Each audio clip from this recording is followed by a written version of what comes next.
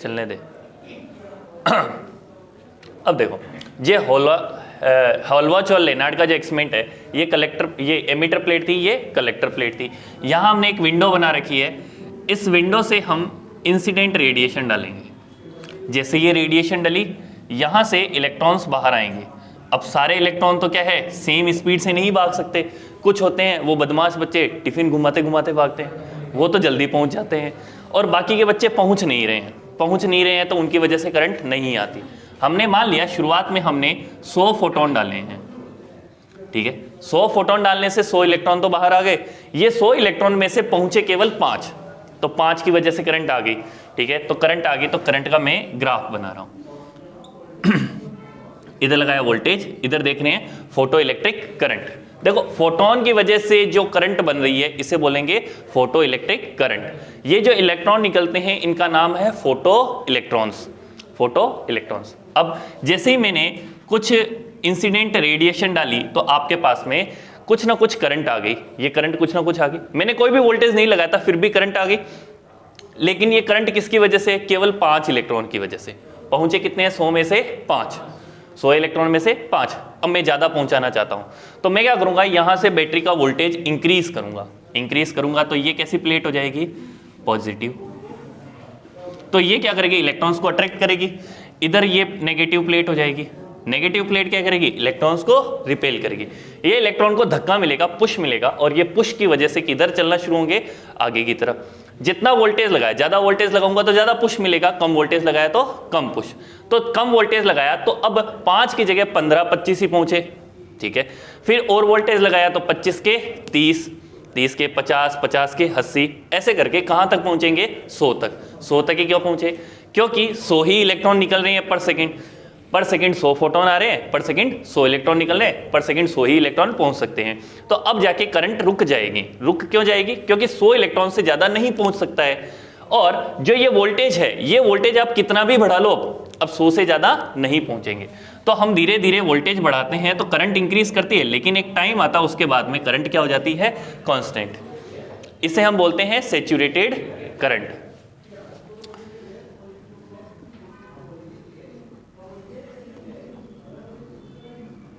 Saturated current.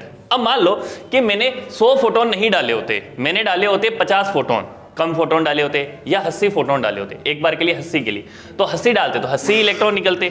मतलब मैंने photons का नंबर कम किया है। कल मैंने लिखवाया था फोटॉन्स के लिए कि जब फोटॉन्स का नंबर कम करते हैं तो इंटेंसिटी कम हुई है। Intensity is proportional to number of photon. तो हमने कम फोटोन डाले तो कम करंट मिली, और कम ही सैचुरेटेड करंट होगी, ठीक है। तो अगर हम 2-3 अलग अलग तरीके की इंटेंसिटी डालें तो अलग अलग इंटेंसिटी पे अलग अलग कर्व मिलेगा। ये मान लेते हैं I1, ये I2, ये I3।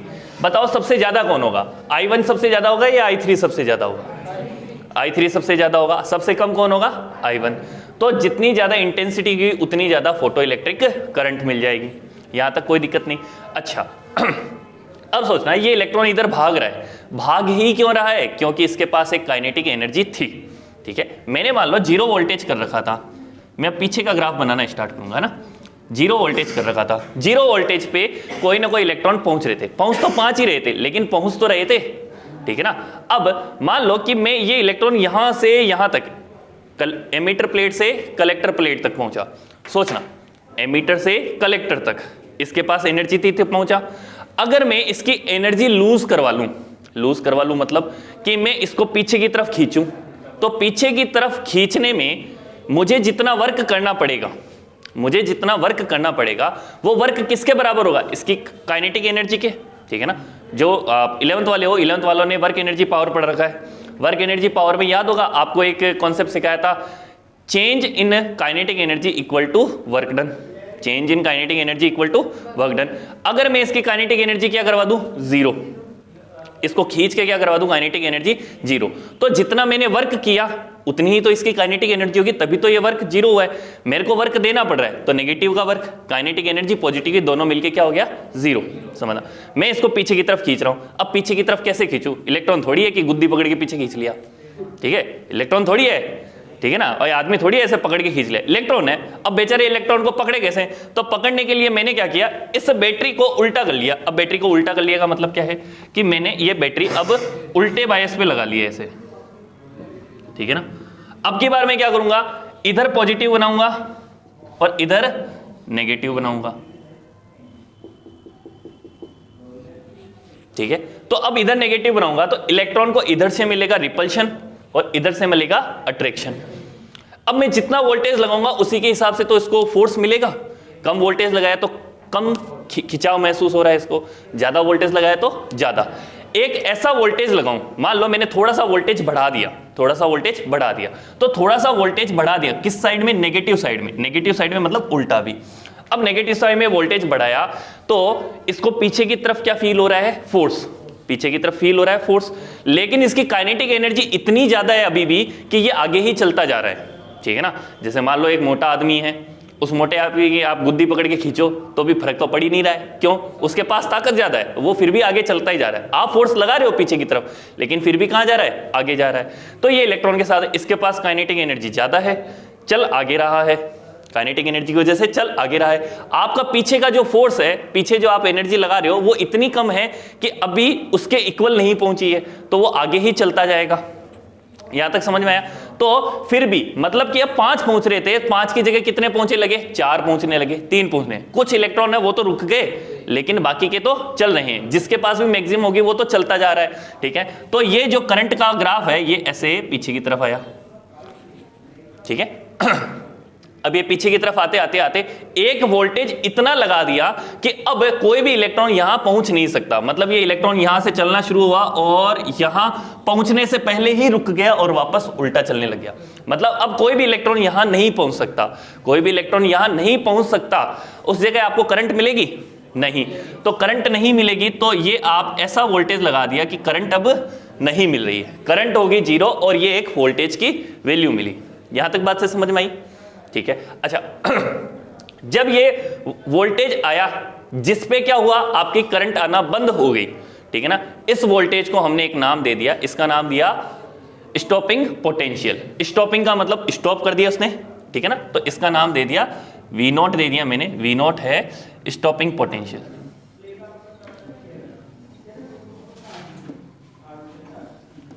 ठीक है ना। अब ध्यान रखना अलग अलग बुक्स में अलग अलग नाम हो सकता है। स्टॉपिंग पोटेंशियल को हिंदी वाले बोलते हैं निरोधी विभव। क्या बोलते हैं इसको, निरोधी विभव, ठीक है ना। इसका एक और नाम है स्तब्ध विभव, स्तब्ध स्तब्ध विभव, ठीक है ना। और स्तब्ध विभव को ये अंग्रेजी में लिखते हैं तब लिख देते हैं cut off potential. Cut off का मतलब क्या हो गया, कट हो गया, अब करंट नहीं आ रही है। दोनों में से कोई भी वर्ड मिल सकता है, कट ऑफ पोटेंशियल या स्टॉपिंग पोटेंशियल, निरोधी विभव या स्तब्ध विभव, दोनों में से कोई भी।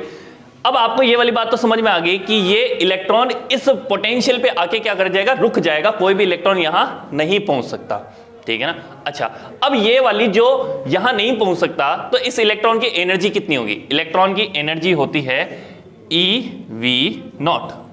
इलेक्ट्रॉन की एनर्जी क्या होगी, उस इलेक्ट्रॉन का चार्ज मल्टीप्लाइड बाई उस पे जितने वोल्टेज पे वो रुक गया। तो ये क्या होगी, मैक्सिमम काइनेटिक एनर्जी की वैल्यू। ये क्या होगी, मैक्सिमम काइनेटिक एनर्जी की वैल्यू। मतलब जितनी, मान लो 10 जूल से आगे चल रहा था तो आपने पीछे की तरफ कितना लगा लिया, 10 जूल। पीछे की तरफ 10 जूल लगाया तभी तो रुकेगा। अगर पीछे की तरफ 8 जूल लगाया होता तो अभी भी 2 जूल से चल ही रहा होता, ठीक है ना। तो वो पोटेंशियल जहां जाके करंट रुक जाती है, मतलब कि ये इलेक्ट्रॉन्स पहुंचना बंद हो गए, वो जगह, वो टाइम कौन सा हो गया, आपके स्टॉपिंग पोटेंशियल वाला हो गया। स्टॉपिंग पोटेंशियल से आप उसकी मैक्सिमम काइनेटिक एनर्जी फाइंड कर सकते हो। मैक्सिमम काइनेटिक एनर्जी आ गई eV0। यहां तक तो कोई दिक्कत नहीं। अच्छा, ये मैक्सिमम काइनेटिक एनर्जी बचती ही कब है, जब यहां से फोटोन गिरा, यहां से फोटोन गिरा, एनर्जी लेके वो बाहर निकला, ठीक है ना। पहले तो क्या करेगा, वर्क फंक्शन से खुद एब्जॉर्ब करेगा और बाहर निकल जाएगा, बची हुई एनर्जी से भागना शुरू होगा। कल सिखाया था ना, जैसे आपने क्या किया, 10 वोल्ट का डाला और मान लो वर्क फंक्शन है 7 इलेक्ट्रॉन वोल्ट, 10 इलेक्ट्रॉन वोल्ट डाला और वर्क फंक्शन कितना है, 7 इलेक्ट्रॉन वोल्ट। अब क्या होगा, 7 तो एब्जॉर्ब करेगा बाहर निकलने के लिए, 7 तो एब्जॉर्ब करेगा बाहर निकलने के लिए, और बाकी के 3 से क्या करेगा, भागना शुरू होगा। तो ये क्या है, वो बाकी के 3 इलेक्ट्रॉन वोल्ट, ये क्या है, वो बाकी के 3 इलेक्ट्रॉन वोल्ट।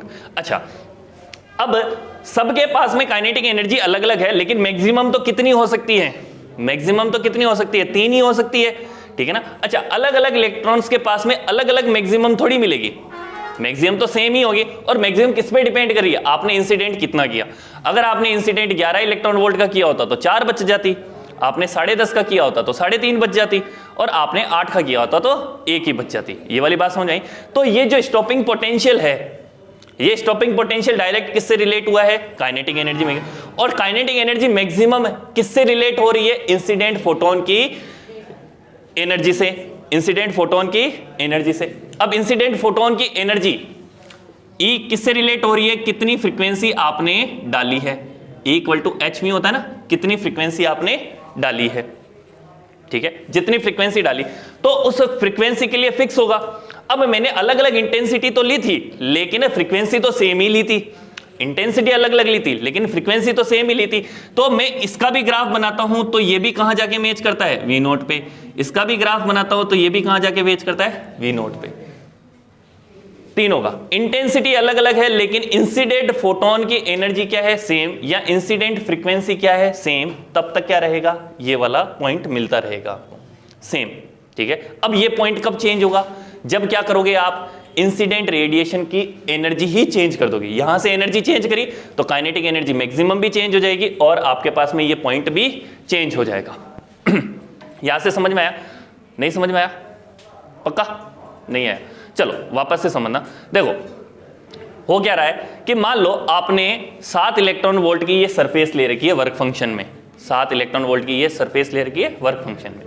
अगर आपने 8 इलेक्ट्रॉन वोल्ट का फोटोन डाला होता तो काइनेटिक एनर्जी कितनी बचती, 1 इलेक्ट्रॉन वोल्ट, ठीक है। और अगर आपने 10 का डाला होता तो, और आपने 15 का डाला होता तो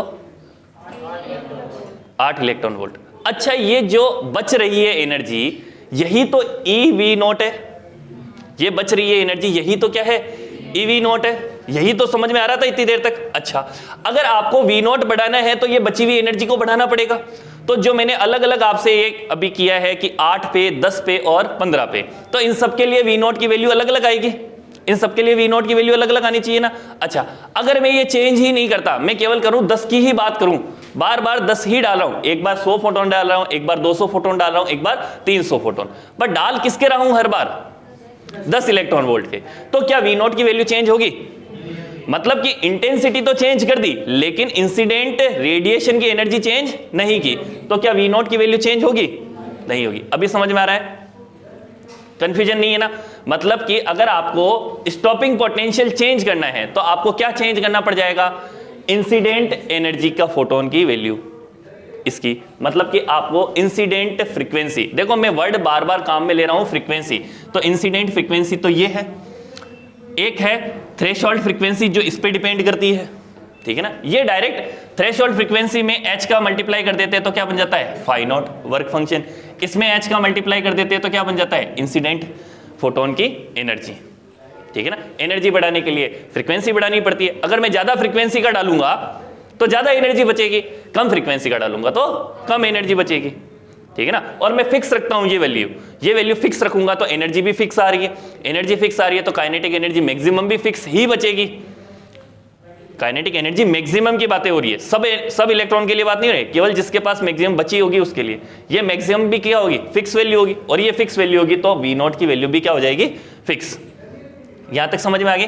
अच्छा, अब मैं क्या करूं, एक्सपेरिमेंट को थोड़ा सा चेंजेस करूं। चेंजेस क्या करूं, अब की बार मैं डालूंगा तो 100 ही फोटोन, बार बार इंटेंसिटी चेंज नहीं करूंगा। जैसे इसमें मैंने मान लो इंटेंसिटी की थी 200 फोटोन की, इसमें करी 400 फोटोन की, इसमें मान लो 600 फोटोन की,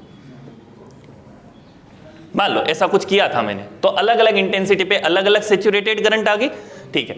अलग इंटेंसिटी पे सैचुरेटेड करंट अलग अलग, लेकिन मैंने फ्रीक्वेंसी तो सेम ही ली थी, इसकी वजह से मुझे स्टॉपिंग पोटेंशियल तो सेम ही आ रहा है। चलो कोई नहीं, अब मैं क्या करूं कि मैं जो फोटोन डालूंगा वो तो हर बार फिक्स डालूंगा। मान लो 100 फोटोन ले लिया तो 100 ही डालूंगा हर बार, पर फ्रीक्वेंसी अलग अलग डालूंगा, फ्रीक्वेंसी अलग अलग डालूंगा। फ्रीक्वेंसी अलग अलग डालने से मेरे को ये जो वी नॉट स्टॉपिंग पोटेंशियल है ये अलग अलग मिलना चाहिए। तो अब की बार ग्राफ देखो कैसा बनेगा, ये V वोल्टेज है, ये फोटो इलेक्ट्रिक करंट है। देखो मैं 100 ही फोटोन डाल रहा हूं तो 100 ही फोटोन की मुझे करंट मिलेगी, 100 ही फोटोन डाल रहा हूं तो 100 ही फोटोन की करंट मिलेगी, मतलब सेचुरेटेड करंट तो मेरी फिक्स रहेगी। लेकिन जब मैं अलग अलग एनर्जी की डाल रहा हूं तो अलग अलग एनर्जी की वजह से ये ग्राफ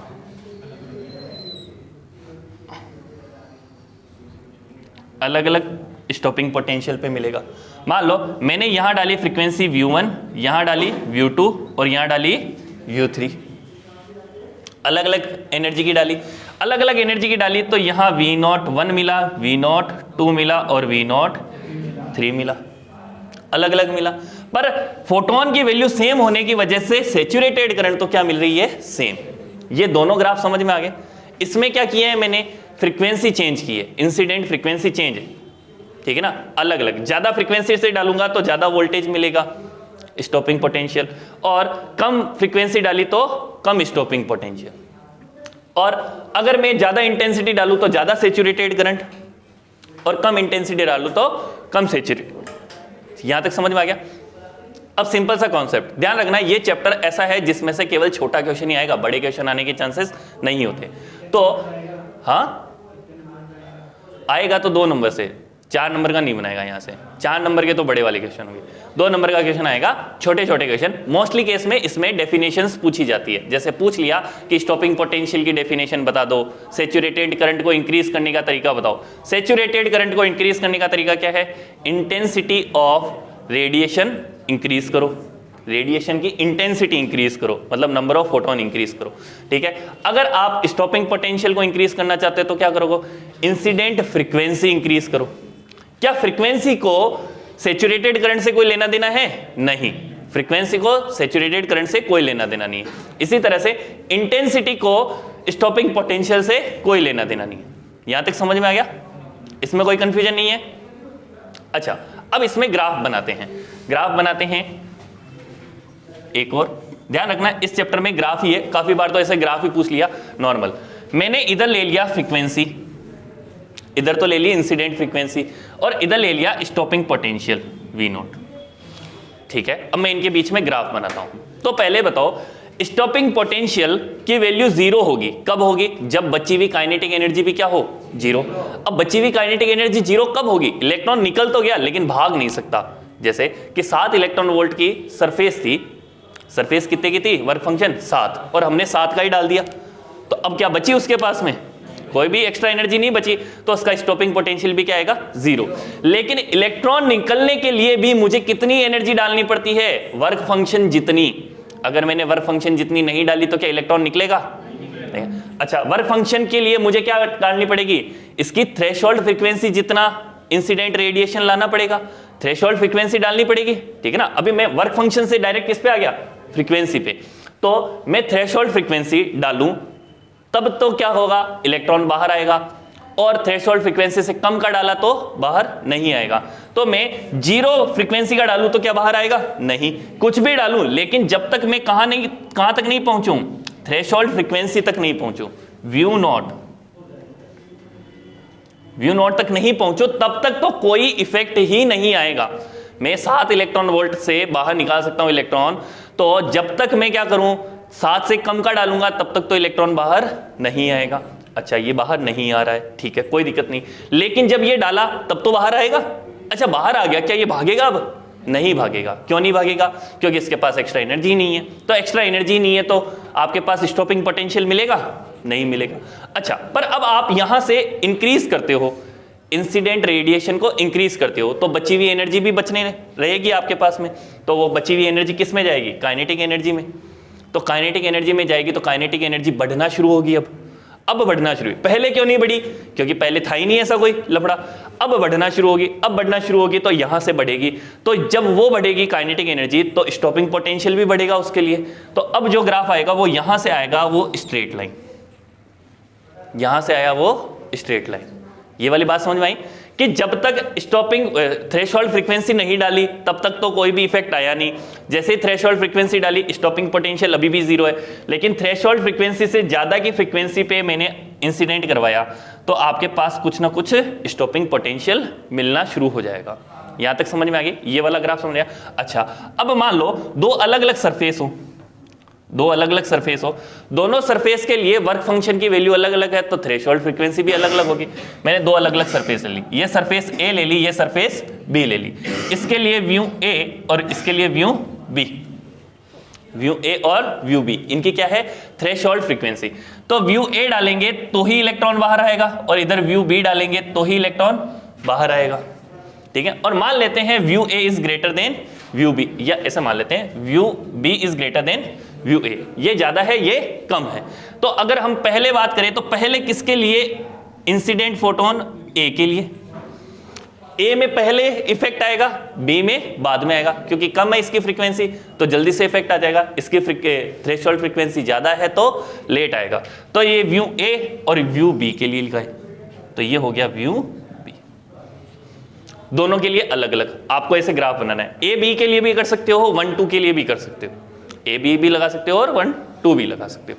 ये वाला ग्राफ मिल गया आपको बुक के अंदर, मिल गया ना। देखो मैं जितने भी ग्राफ बता रहा हूं ये ऐसे मत समझना कि मर्जी से बना दिए, ये सारे के सारे ग्राफ बुक में दे रखे हैं और आपको एग्जाम के अंदर या तो डायरेक्ट ग्राफ पूछ लेगा या इनसे रिलेशन पूछेगा। अब इसका ग्राफ का स्लोप भी पूछेगा, अभी मैं स्लोप भी निकाल के बताऊंगा आपको। यहां तक समझ में आ गया? ठीक है। अच्छा, अब देखो कि हमने अभी एक चीज सीखी कि मैं पहले एनर्जी डालूंगा E, इससे क्या क्या काम होगा, वर्क फंक्शन का काम होगा प्लस काइनेटिक एनर्जी मिलेगी मैक्सिमम। इसे ही मैंने कल क्या बोला था, Einstein equation for photoelectric effect, Einstein equation for photoelectric effect, ठीक है ना। देखो जो 11th वाले वो ये सोच रहे हैं कि हमारे क्या काम का, बेटा जी ये ध्यान रखना कि ये जो चैप्टर है ना ये 12th वाले जैसे पढ़ रहे हैं ना वैसे ही आपको ही पढ़ना है, वैसे ही आपको पढ़ना है। इसका कोई चैप्टर का ना आगे से लिंक है ना पीछे से लिंक है। ये 12th वालों से पूछ लो क्या इस चैप्टर का कोई आगे पीछे से लिंक है, कोई नहीं। ये चैप्टर जहां है वहीं है, इससे आगे भी ये चैप्टर काम नहीं आता, इससे पीछे भी ये चैप्टर काम नहीं आता। ये जैसा है वैसा का वैसा ही है। अगर ये आप अभी समझ लोगे तो भी फायदा है, बाद में समझोगे तो भी वैसा का वैसा ही निकलेगा। मतलब तब भी मैं यही बातें बता रहा हूँ, तब भी कोई नई बातें नहीं आएगी। अच्छा, यहां पे E = φ not plus kinetic energy maximum, यहां तक कोई दिक्कत नहीं। ओके, अब इस E को क्या लिख सकता हूं, h म्यू इंसिडेंट रेडिएशन की फ्रीक्वेंसी से इक्वल टू, इसको क्या लिखूंगा h व्यू नॉट, ठीक है ना, और इसको क्या लिखूंगा E वी नॉट, ठीक है ना। अब मैथ वाले थोड़ा सा अच्छे से समझ जाएंगे। देखो ये ग्राफ किसके किसके बीच का है, वी नॉट का और V का। y एक्सिस पे कौन है, वी नॉट, x एक्सिस पे कौन है, व्यू, ठीक है ना। तो मैं इन दो के बीच में ग्राफ बनाना चाहता हूं तो मैं y = mx + c लिख सकता हूं। y की जगह तो किसको लेके आ जाऊं, v नॉट को, x की जगह किसको लेके आ जाऊं, v को। तो मैं इस इक्वेशन में थोड़ा सा चेंजेस करता हूं। अब देखना चेंजेस क्या कर रहा हूं मैं, क्या करूंगा इसको इधर भेजूंगा, तो ये हुआ E v not = h mu minus h view not. यहां तक ठीक है, यहां तक कोई दिक्कत नहीं है। अच्छा, इस E का सब जगह डिवाइड लगा देता हूं, तो ये view nought v nought h view upon में E, इसमें भी डिवाइड लगेगा, मैं इसको φ नॉट अपॉन E लिख ले रहा हूं। φ नॉट कैसे, ये φ नॉट ही था मेरे लिए, यहां तक कोई दिक्कत नहीं। अच्छा, अब ये देखो y = mx + c, यहां -c आ रहा है, ठीक है ना। -c क्या होता है, मैं इस ग्राफ को वापस से बना रहा हूं एक बार साइड में।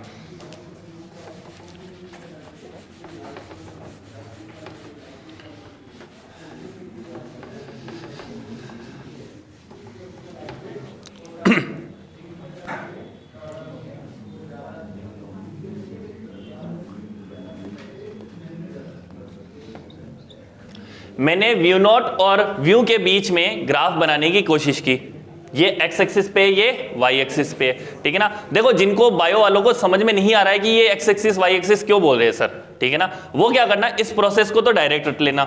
और जो मैथ वाले हैं उनको अगर समझ में आ गया हो तो बहुत बढ़िया बात है। y = mx + c, conical section था क्या आपके, अभी लाइन पढ़ी थी आपने, लाइन नहीं पढ़ी ना, y = mx + c। अच्छा, मैंने तो सिखाई थी y = mx + c, याद होगी ये तो, ठीक है।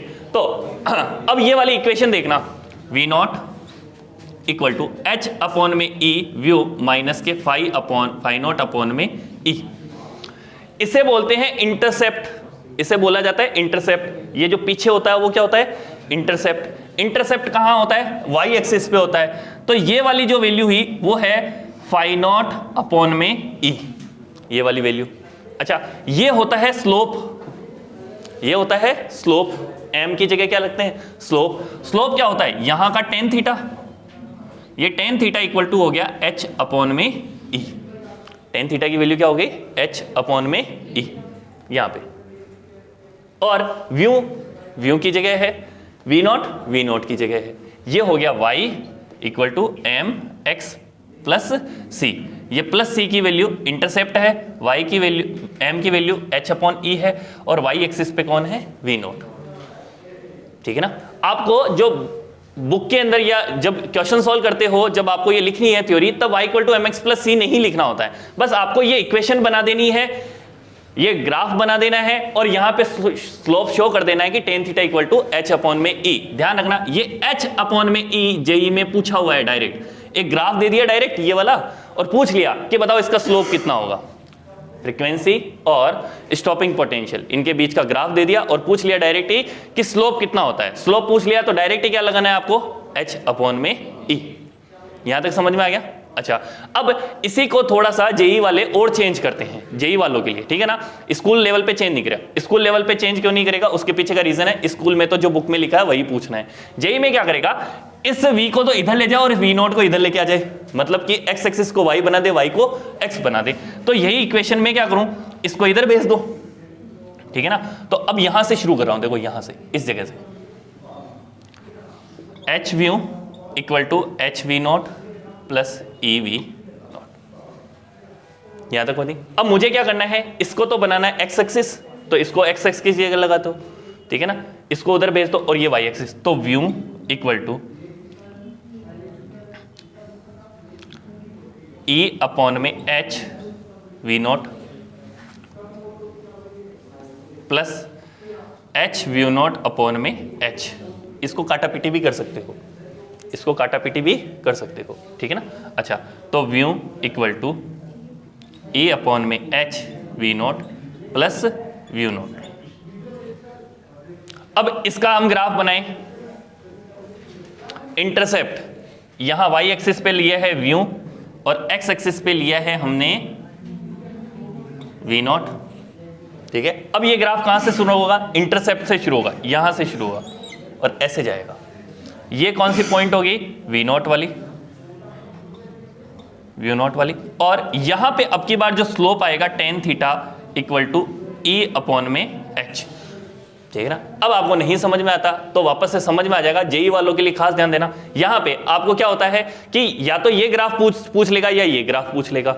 अब इसमें तो क्या है, स्लोप कितना है, h अपॉन ई, और इसमें कितना है, e अपॉन h, उल्टा हो गया डायरेक्ट, h अपॉन ई और e अपॉन h। बस ये ग्राफ यहां से शुरू हुआ है तो ये ग्राफ ऊपर से शुरू होगा, ये ग्राफ नीचे से शुरू हुआ और ये ग्राफ ऊपर से शुरू हुआ, ठीक है ना। ये कोई खास काम का नहीं है, ये वाला काम तो आपको बुक में दे रखा है। स्लोप जहां पे भी आपके ग्राफ बना रखा है बुक में, वहां स्लोप लिख लेना h अपॉन में e। यहां तक समझ में आ गया, ठीक है ना। ये ही काम था आपके आइंस्टीन की इक्वेशन का, ये काम था आपके आइंस्टीन की इक्वेशन का।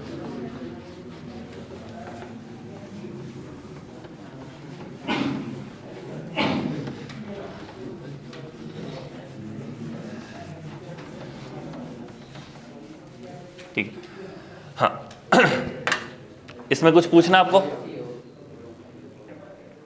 अब थोड़ी देर पहले, इससे जस्ट पहले वाला चैप्टर वैसे हमने पढ़ा नहीं है, पर हम ये समझ लेते हैं कि लाइट को पहले क्या मान रखा था, वेव, लाइट को वेव मान रखा था। लेकिन अब कहेंगे कि लाइट को तो आपने सर पार्टिकल मान लिया, थोड़ी देर पहले तो ये फोटोन फोटोन कर रहे हो कि ये क्या नाटक है सर, कभी तो मान लेते हो वेव और कभी मान लेते हो पार्टिकल, ठीक है ना। तो भाई यहां से साइंटिस्ट ने एक कॉन्सेप्ट बनाया, कॉन्सेप्ट क्या बनाया कि लाइट है हमारी दोगली, ठीक है ना। दोगली, दोगली कैसे होती है, जैसे मान लो कि महेश की अनिल से लड़ाई हो गई, ठीक है ना। अब इनका बीच का दोस्त कौन है, अक्षय।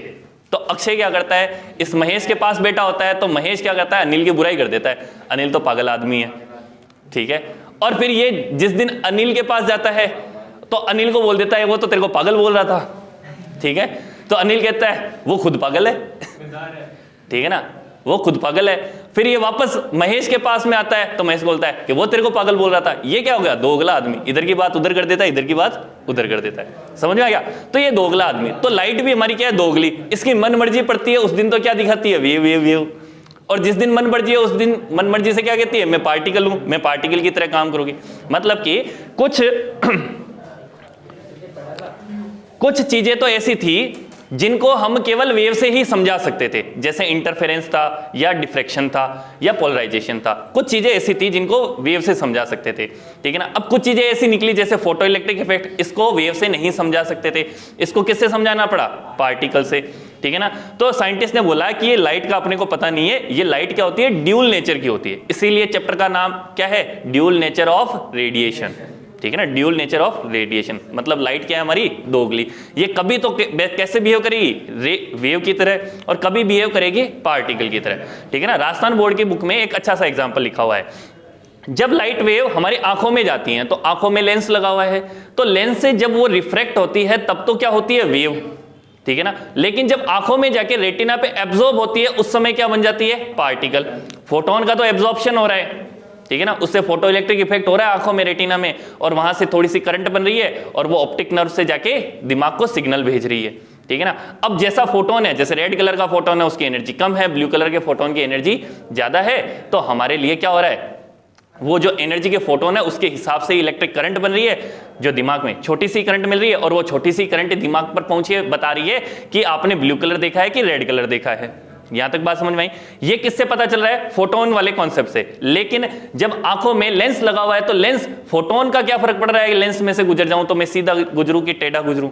मतलब कि जब लेंस लगा हुआ है तो फोटोन अंदर से जाए तो टेढ़ा क्यों हो जाता है? इसका कोई कॉन्सेप्ट नहीं है, ठीक है ना। तो वहां पे क्या मान लेते हैं? रे है, वहां पे तो क्या मान लेते हैं? रे। तो जब आंखों का ये देखो डायग्राम है, इसमें जब लेंस लगा हुआ है, लेंस से पार होगी तब तो क्या हो जाएगा? रे। और जब रेटिना पे आके एब्जॉर्ब होगी तब क्या हो जाएगी? फोटोन, पार्टिकल नेचर आ जाएगा।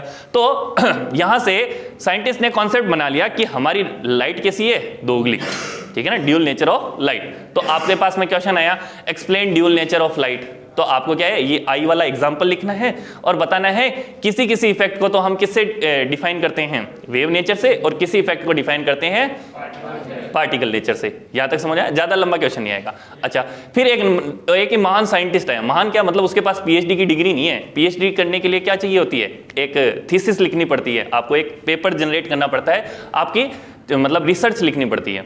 तो जब रिसर्च लिखी तो उसने क्या बोला कि भाई साहब मैं ना गजबी आदमी हूं, और उसने एक ही लाइन लिखी कि जैसे लाइट दोगली है, लाइट क्या कर रही है? वेव होके पार्टिकल नेचर शो कर रही है, तो ऐसा भी तो होता होगा कि कोई पार्टिकल होता होगा वो भी दोगला हो जाए और वो भी वेव नेचर शो करे।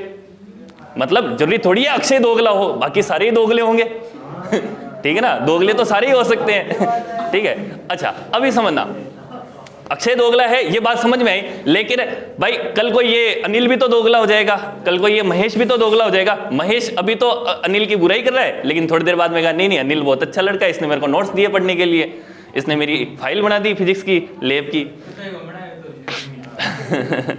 ठीक है। तो ऐसे उसने बोला कि जैसे लाइट वेव होके क्या शो कर रही है? Particle nature. तो इसने बोला कि जो पार्टिकल होंगे वो भी क्या करेंगे? वेव नेचर शो करेंगे, ठीक है ना। और गजबी आदमी इसने लिख दिया और ये बोला कि जो ये वेवलेंथ होगी वो पार्टिकल की होगी lambda equal to h upon में p। बस बात खत्म, इतना सा, h अपॉन में की, कोई एक्सप्लेनेशन नहीं, बस ये दे दिया, ठीक है। तो भाई साहब आइंस्टीन आया, आइंस्टीन को बताया कि ये क्या है, क्या बच्चा है, अजीब सा बच्चा है, कुछ ही लिख देता है। तो आइंस्टीन ने बोला कि बात तो सही है, बात तो सही है, इतने दिनों तक हम ही तो कह रहे थे वेव कैसे शो कर रही है? पार्टिकल की तरह। तो इसने बोल दिया पार्टिकल वेव होती है तो गलत ही क्या है, इसको पीएचडी की डिग्री पकड़ा दो। तो इसको 1923 के अंदर पीएचडी की डिग्री पकड़ा दी, हाँ 1923 के अंदर, ठीक है ना। हाँ जैसे आप साल याद रखो तो ठीक है, नहीं तो कोई नहीं। इस साइंटिस्ट का नाम था डी बोग, डी बोगली, हिंदी वाले ऐसे बोलते हैं डी बोगली, लेकिन हिंदी में क्या बोलना है, इंग्लिश में क्या बोलना है, डी ब्रोग, ठीक है। तो डी बोगली नाम से एक साइंटिस्ट आया और इसने बोल दिया कि हमारे लिए ये h अपॉन p नाम का फॉर्मूला है और ये किसी भी पार्टिकल की वेवलेंथ है। h की वैल्यू कितनी होती है? 6.6 इंटू 10 की पावर -34 जूल सेकेंड। और p क्या होता है? मोमेंटम। p क्या होता है? मोमेंटम। मोमेंटम क्या होता है? m into v, mass into velocity. मतलब कि अगर हमारा कोई आदमी है, मोटा तगड़ा आदमी, ठीक है, ये मोटा तगड़ा आदमी है 100 किलो का, ठीक है ना, इसका नाम है अक्षय,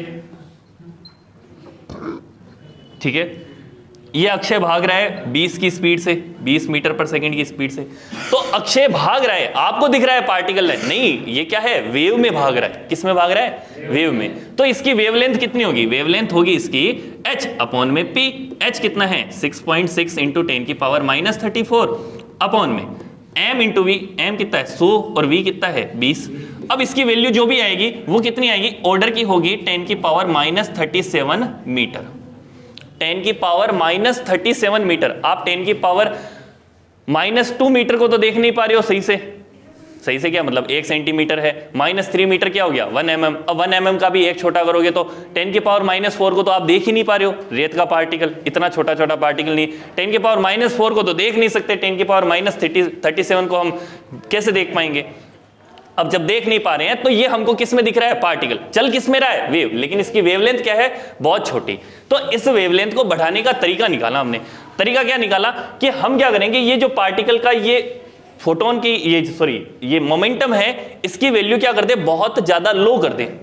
मोमेंटम की वैल्यू लो करोगे तो लैम्डा की वैल्यू इंक्रीज कर जाएगी, सही है। तो अब फोटोन की इसकी मोमेंटम की वैल्यू आप बहुत ज्यादा लो कैसे करोगे, आपको तो भगाना तो पड़ेगा उसे, वेलोसिटी से तो भगाना पड़ेगा। तो हमने क्या किया, इसकी जगह लेके आए छोटे वाले पार्टिकल। छोटे वाले पार्टिकल कौन होते हैं, इलेक्ट्रॉन, प्रोटॉन, न्यूट्रॉन, इनको लेके आए। तो इलेक्ट्रॉन को लेके आते हैं, तो इलेक्ट्रॉन को लेके आते हैं, तो इलेक्ट्रॉन का मास छोटा, इलेक्ट्रॉन की वेलोसिटी, अब इलेक्ट्रॉन की वेलोसिटी नहीं नापी जा रही, भाई इतना छोटा सा पार्टिकल है, वेलोसिटी कैसे नापोगे उसकी। तो वेलोसिटी नहीं नापनी है तो हमें उसे काइनेटिक एनर्जी नाप लेंगे, एनर्जी तो मेजर कर सकते हैं। तो हमने एक फॉर्मूला पढ़ा हुआ है 11th के अंदर, मोमेंटम और काइनेटिक एनर्जी का फॉर्मूला, ठीक है ना, 11th वालों को तो याद होगा। Kinetic energy equal to p² upon में 2m, याद है ऐसा कुछ, kinetic energy equal to p² upon में 2m, मोमेंटम का स्क्वायर अपॉन 2m।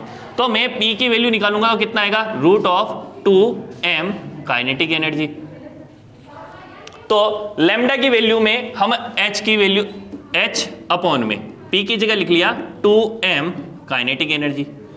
अच्छा, अब थोड़ी देर पहले पढ़ा था कि इलेक्ट्रॉन की काइनेटिक एनर्जी कैसे निकालते हैं, इलेक्ट्रॉन इनटू वोल्टेज EV, ठीक है ना। तो हमने इसकी जगह लिख लिया h अपॉन में √2 मास ऑफ इलेक्ट्रॉन, इलेक्ट्रॉन का चार्ज और कितने वोल्टेज से उसे भगा रहे हो। अब इस वाली चीज में h भी कांस्टेंट, 2 भी कांस्टेंट, मास ऑफ इलेक्ट्रॉन भी कांस्टेंट और E भी कांस्टेंट, इन सब की वैल्यू आपको पता होती है। h की वैल्यू ये लिखी हुई, मास ऑफ इलेक्ट्रॉन कितना होता है 9.1 इंटू 10 की पावर -31, इलेक्ट्रॉन का चार्ज कितना होता है 1.6 इंटू 10 की पावर -19। ये सारी वैल्यू मिल गई। ये वाली वैल्यू आपके पास नहीं है तो इस वाली वैल्यू को छोड़ते हैं, बाकियों की वैल्यू लिखते हैं। तो लैम्डा की वैल्यू आ गई 12.27 अपॉन में √v। ये पास एक फॉर्मूला निकल गया। ध्यान रखना 2018-2019 लगातार 2 साल तक इस एक फॉर्मूले पे क्वेश्चन आ रखा है राजस्थान बोर्ड में, ठीक है ना। 20 में नहीं आया तो 21 में आने के चांसेस थे, 21 में हुआ नहीं, पेपर ही नहीं हुआ। अब आएगा 22, तो 22 में पेपर में आने के चांसेस है। सिंपल, अगर वोल्टेज की वैल्यू कितनी हो आपके पास 100 वोल्ट, वोल्टेज की वैल्यू कितनी हो 100 वोल्ट, तो 100 की वैल्यू रखो, लैम्डा की वैल्यू फाइंड कर लो। ये जो वैल्यू आती है वो आती है एंगस्ट्रॉम में, तो लैम्डा की वैल्यू कितनी आएगी 12.27 अपॉन में √100, ये कितना हुआ 1.227 एंगस्ट्रॉम।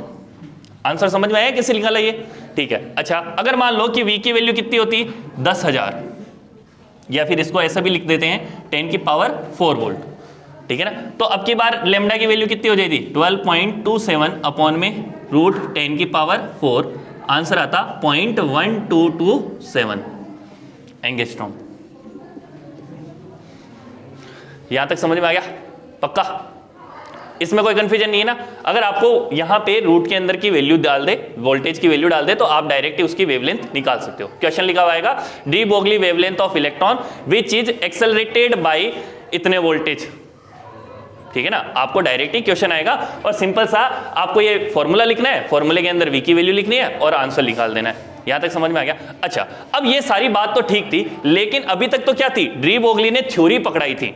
अभी तक क्या करी, डी ब्रोगली ने थ्योरी पकड़ाई।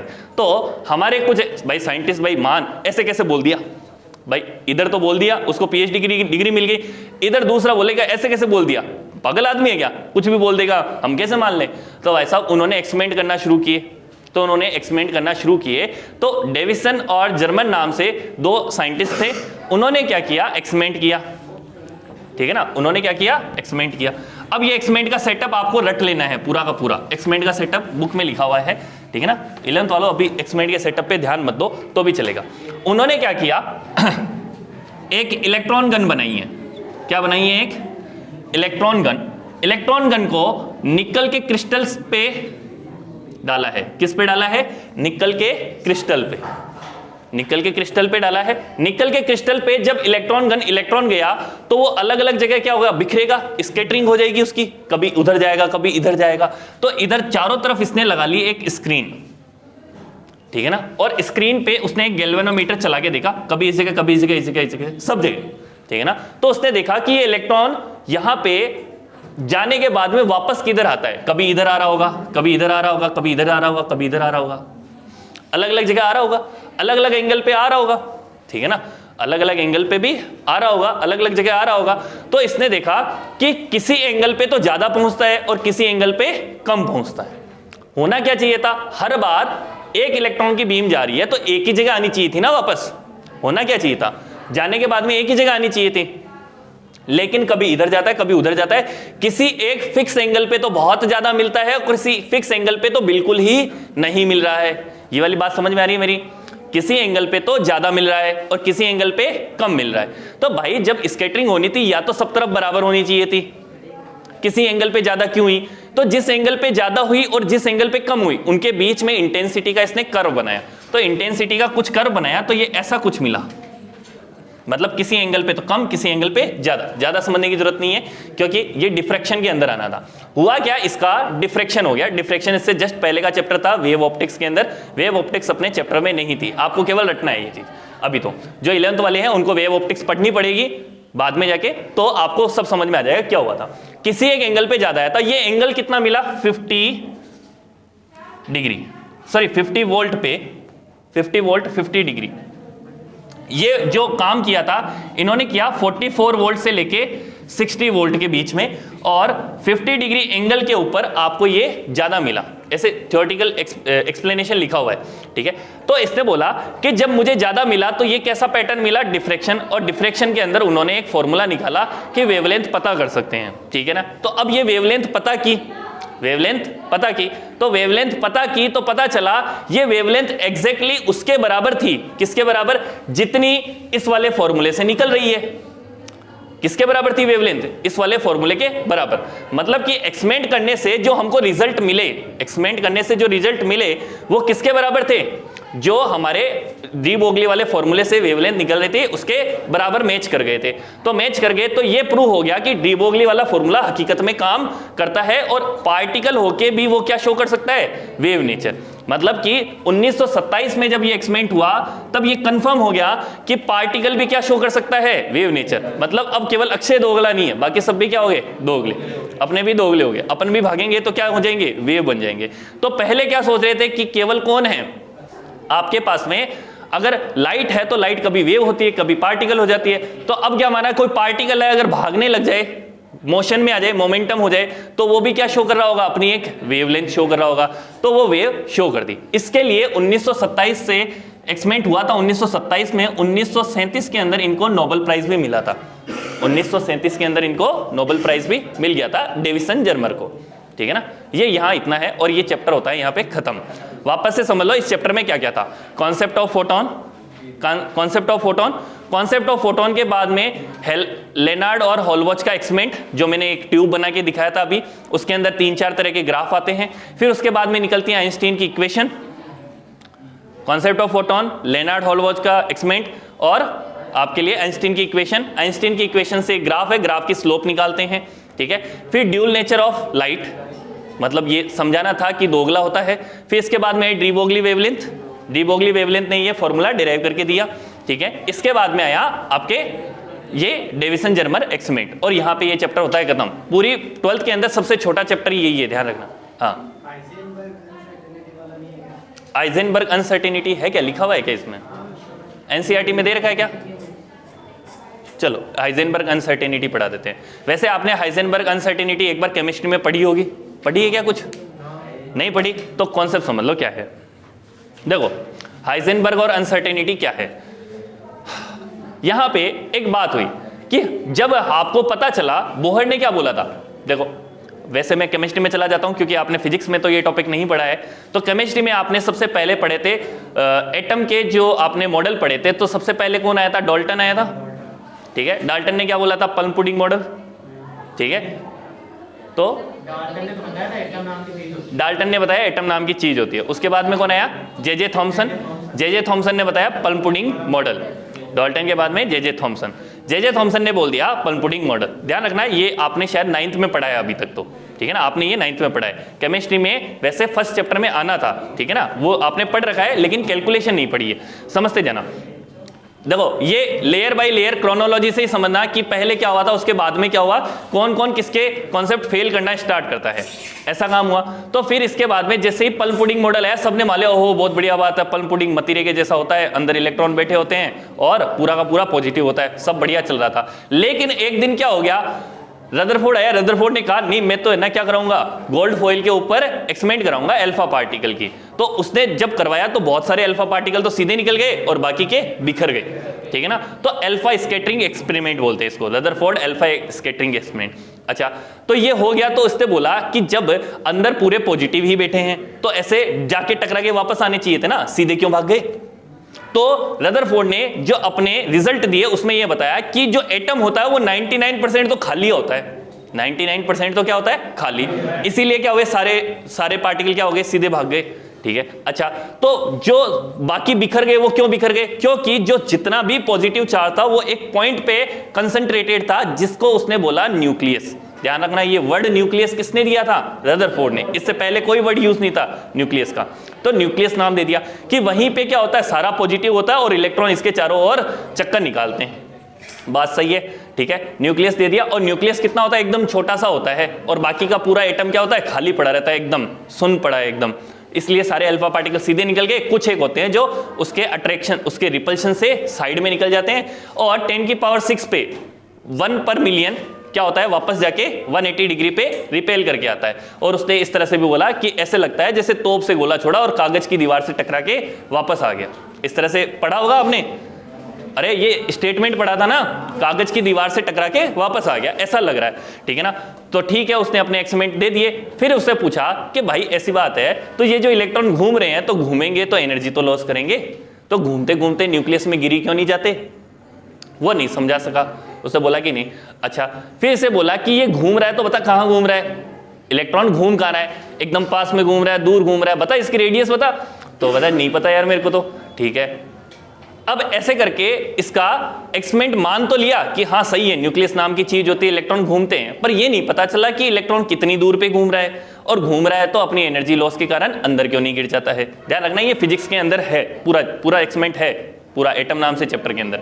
अच्छा अब इसके बाद में आया बोहर ने क्या बोला कि आपके लिए, बोहर जब आया, बोहर ने बोला, बोहर ने कोई एक्सपेरिमेंट नहीं किया, एक्सपेरिमेंट तो सारे किसके थे, रदरफोर्ड के। उसने तो क्या किया, केवल उसके एक्सपेरिमेंट के रिजल्ट निकाले और बोला कि ये इलेक्ट्रॉन हर जगह नहीं घूमता है, ये किसी स्टेशनरी ऑर्बिट में घूमता है। किस में घूमता है, स्टेशनरी ऑर्बिट। और जब ये स्टेशनरी ऑर्बिट में घूमता है तो ये कोई एनर्जी का लॉस नहीं करता है। तो पहली तकलीफ तो उसने खत्म करी कि घूमता है तो स्टेशनरी ऑर्बिट में घूमता है और वहां पे ये कोई एनर्जी का लॉस नहीं करता है, तो ये तो बात खत्म कर दी कि एनर्जी का लॉस करेगा। दूसरा, जो ये स्टेशनरी ऑर्बिट होती है जहां ये घूमता है, वहां इसका एंगुलर मोमेंटम NH/2π का परफेक्ट मल्टीपल होता है, H/2π का परफेक्ट मल्टीपल होता है, ठीक है ना। ये आपने केमिस्ट्री में पढ़ा है, फिजिक्स में भी पढ़ना होता है। H/2π का परफेक्ट मल्टीपल होता है एंगुलर मोमेंटम के, ठीक है, वो जगह पता चल गई कहां पे घूमेगा। अच्छा तो बोला कि ये फिर ऊपर नीचे कूदेगा तो क्या होगा, तो बोला कि जब ये ऊपर के ऑर्बिट से नीचे के ऑर्बिट में आएगा, मतलब कि थर्ड ऑर्बिट से सेकंड में आएगा, तो ये एनर्जी का रेडिएशन छोड़ेगा। एनर्जी का रेडिएशन छोड़ेगा अपने एनर्जी लेवल के हिसाब से, और अगर नीचे से ऊपर जाना है तो एनर्जी एब्जॉर्ब करनी पड़ेगी। तो न्यूक्लियस के पास में रहेगा तो कम एनर्जी का होगा, न्यूक्लियस से दूर रहेगा तो ज्यादा एनर्जी का होगा। वही 1s 2s 2p 3s, वो बैंड थ्योरी में वैसा ही काम होता है। अच्छा, यहां तक तो सब सही था। और इसने बोहर ने अपनी एक रेडियस भी बता दी, बोहर ने इलेक्ट्रॉन्स की ग्राउंड स्टेट की एनर्जी भी बता दी, रेडिएशन की ग्राउंड स्टेट की एनर्जी भी बता दी और रेडियस भी बता दी, फ्रीक्वेंसी वगैरह सब बता दी। लेकिन एक दिन गड़बड़ होगी। गड़बड़ क्या होगी? बोला कि ये जो घूम तो रहा है ना, ये घूम रहा है तो ये यार फिक्स जगह तो केवल तू हाइड्रोजन के लिए बता रहा है, लिथियम के लिए चेक कर रहा हूं तो गड़बड़ हो रही है मेरे, ठीक है ना। तो जो बोहर का मॉडल निकला था वो केवल किसके लिए निकला? Hydrogen specific. काम में यही लेते हैं, हाइड्रोजन स्पेसिफिक काम में आएगा आपके। अच्छा, अब जब ये हाइड्रोजन स्पेसिफिक था कोई दिक्कत नहीं, लेकिन ये फेल हो गया जब इसने अपनी स्पेक्ट्रम को समझाया था। तो स्पेक्ट्रम में बहुत सारी लाइनें दिख रही थी, इसके हिसाब से एक लाइन दिखनी चाहिए थी, वहां दिख रही है 4-5 लाइन एक साथ। तो ये 4-5 लाइन को नहीं समझा सका, ठीक है ना। हालांकि अब लाइन समझने की बात नहीं है, ना स्पेक्ट्रम समझना है आपको, वहां लाइन को नहीं समझा सका। तो फिर भाई साहब ये हमारा हाइजेनबर्ग आया। हाइजेनबर्ग ने क्या बोला कि थोड़े दिनों पहले किसने बोल दिया है? हमारा डी बोगली। डी बोगली ने क्या बोला? इलेक्ट्रॉन भागता है तो किस में भागता है? वेव में भागता है। तो अब ये जो इलेक्ट्रॉन घूम रहा है ना न्यूक्लियस के चारों तरफ, ये ऐसे सर्कल में नहीं घूम रहा है, अब ये घूम रहा है वेव में ऐसे।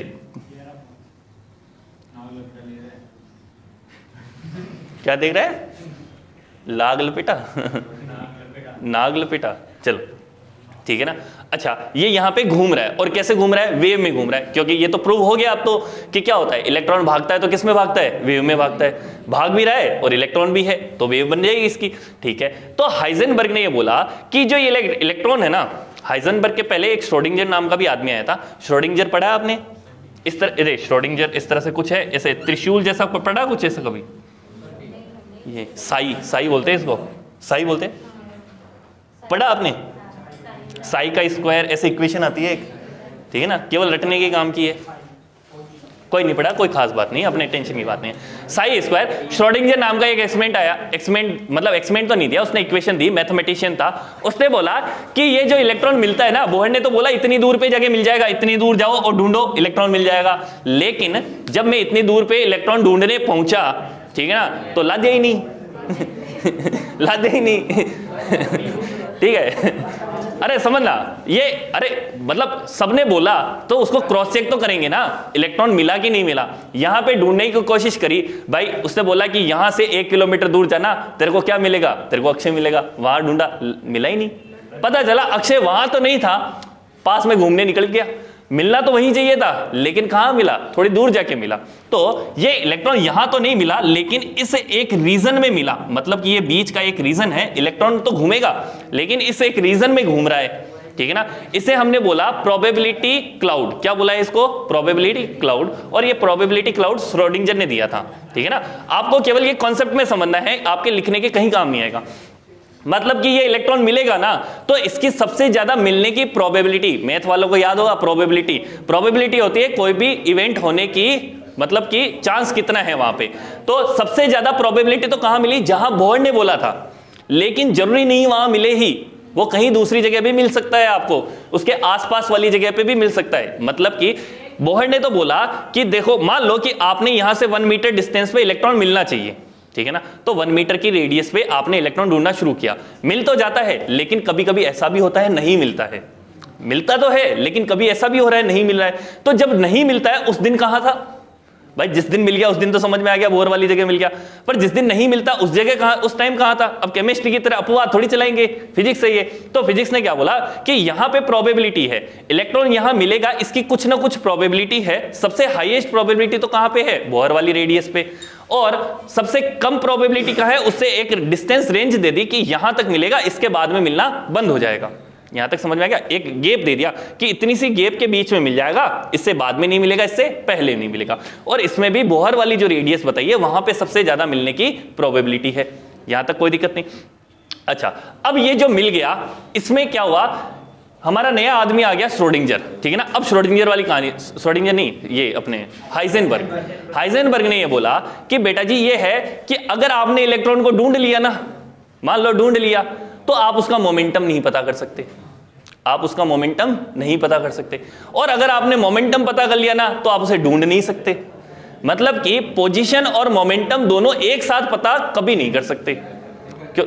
हाँ, अगर आपने मोमेंटम पता कर दिया तो पोजीशन का आता पता ही नहीं है आपको कि क्या है, और अगर आपने पोजीशन पता कर दी तो मोमेंटम का आता पता नहीं है। तो इन्होंने ये बोला कि change in position and change in momentum, ठीक है ना, इन दोनों का मल्टीपल कांस्टेंट रहता है, change in position change in momentum. देखो फिजिक्स में कभी भी कोई चीज मेजरमेंट होती है, मेजरमेंट वाला चैप्टर पढ़ाया था मैंने, याद होगा कि हम कोई भी चीज मेजर करेंगे तो उसमें कोई ना कोई तो डिफेक्ट रह ही जाएगा। तो अगर हम मोमेंटम मेजर कर रहे हैं तो कोई ना कोई डिफेक्ट आएगा, और पोजीशन मेजर कर रहे हैं तो कोई ना कोई डिफेक्ट आएगा। इन दोनों का जो मल्टीप्लीकेशन है वो होगा h अपॉन में 2 पाई। ये कितना होगा? h अपॉन में 2 पाई।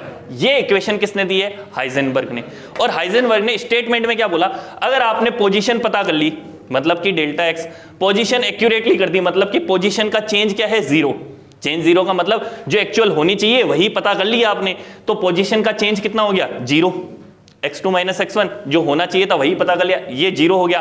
तो मोमेंटम का चेंज आपका इन्फिनिटी हो जाएगा, मतलब मोमेंटम आप पता ही नहीं कर सकते हो, जो होना चाहिए वो उससे ज्यादा निकलेगा, बहुत ज्यादा निकलेगा या बहुत ज्यादा कम निकलेगा। और अगर आपने मोमेंटम का चेंज 0 कर दिया, मतलब मोमेंटम एग्जैक्टली पता कर लिया, तो पोजीशन का पता नहीं है। अब आपको इसको कॉन्सेप्ट में ऐसे समझना है कि अगर आपने इलेक्ट्रॉन घूमता पकड़ लिया कि ये यहां बैठा है, तो जिस दिन पता कर दिया उस दिन आपको मोमेंटम का पता ही नहीं है, और अगर आपने मोमेंटम का पता कर दिया कि इसका मोमेंटम इतना है, तो उस दिन आपको पोजीशन का पता नहीं है इसका, ठीक है ना। इसे बोलते हैं हाइजेनबर्ग अनसर्टेनिटी प्रिंसिपल। अनसर्टेनिटी का मतलब निश्चितता नहीं है, अनिश्चितता का सिद्धांत। हाइजेन हिंदी वालों को लिखा होगा अनिश्चितता का सिद्धांत, मतलब इसमें कोई निश्चित मान नहीं है। अपवाद उपवाद में समझ लेना इसको। यहां तक समझ में आ गए? ये वाला यहां पे होता है चैप्टर खत्म, ठीक है।